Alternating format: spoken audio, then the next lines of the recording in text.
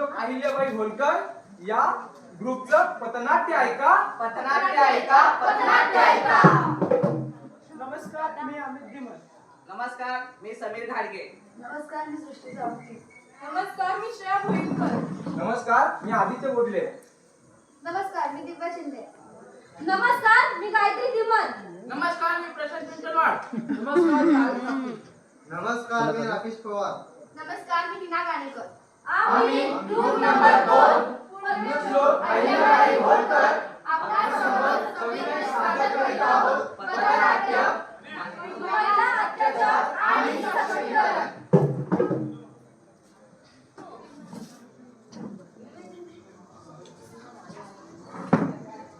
सविता, चहा झाला आहे का? हा होतोय. घरात असूनही तुला एवढा वेळ का लागतो? मी पण कामच करते, बसून नाही. अगं बाय बाय बाय म्हणजे काय? सहनशीलता असायलाच हवी. आम्ही गप्पा ऐकतो, तू काय एवढं बोलतेस? सहनशीलता म्हणजे शांतता नव्हे, पण हे ऐकणार तरी कोण? कोणाला सांगू मी? तर मित्रांनो, पाहिलं आजही घराच्या अशा चार चौकटींमध्ये स्त्रीच्या आवाजाला दाबलं जातंय. ते कुठेतरी कमी झालं पाहिजे. अरे संसार संसार संसार तुझ्यावर आणि संसाराचं टोके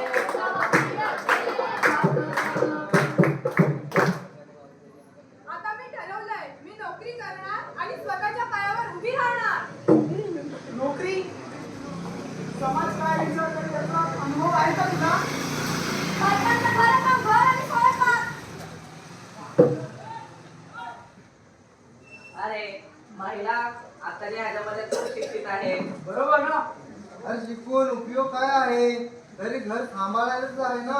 हा, बायकांना चूल आणि मूल सांभाळता आली पाहिजे. तेच तर आहे.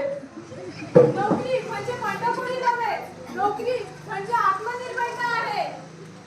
तर पाहिलं मित्रांनो, स्त्री काही करायला गेली, स्त्री काही आपले विचार मांडायला गेली तर समाजात त्याच्यावर टीका करत चाललंय. हे सगळीकडे कुठेतरी वाढत चाललंय. ते कुठेतरी कमी झालं पाहिजे. याच्यासाठी आपण काही ना काहीतरी केलं पाहिजे. स्त्रीने आपले स्वप्न बघणे, स्त्रीने आपली इच्छा मांडणे, आपले स्वप्न पुढे करणे, तर त्याला श्राप मानलं जात आहे. ते कुठेतरी बंद झालं पाहिजे.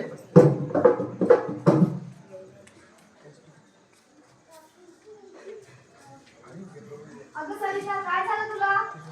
तुम्ही? हा, मी सांग बरं, काय झालं तुला?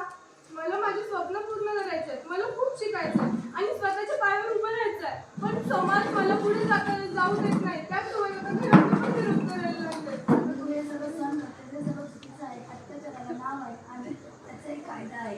पण भीती वाटते, लोक काय बोलतील आणि समाज काय बोलेल. अगं, तू घाबरू नको, आम्ही सर्व तुझ्या सोबत आहोत. भीतीपेक्षा महत्त्वाचा आहे तो म्हणजे स्वाभिमान. आणि आपल्या स्त्रियांसाठी कायद्याने खूप काही अनेक सारे हक्क दिले आहेत, जसे की समानता, शिक्षणाचा अधिकार. स्त्री आणि शिक्षण घेणे गरजेचं झाले आहे. तू तुझ्या स्वतःच्या हक्कासाठी लढायला शिकायला पाहिजे. म्हणजे मी आता एकटी नाही. नाही, भारताचे संविधान तुझ्या सोबत आहे. होय, भारताचे संविधान आता माझ्या सोबत आहे. नक्कीच मित्रांनो, इथे कोणतीच स्त्री, कोणतीच महिला एकटी नाहीये. तिच्या मागे आपल्या भारताचे संविधान ताठपणे उभा आहे.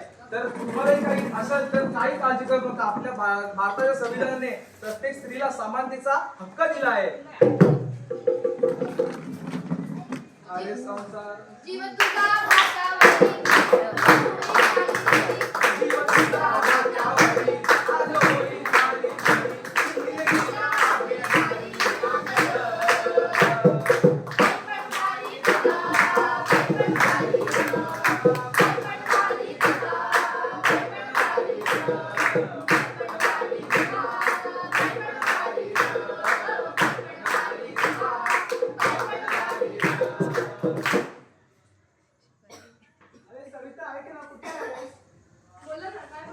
मला माफ कर, माझी चूक झाली. स्त्रीचा सन्मान करणे माझा तुझा अपमान नव्हे तर ते पुरुषांची जबाबदारी आहे.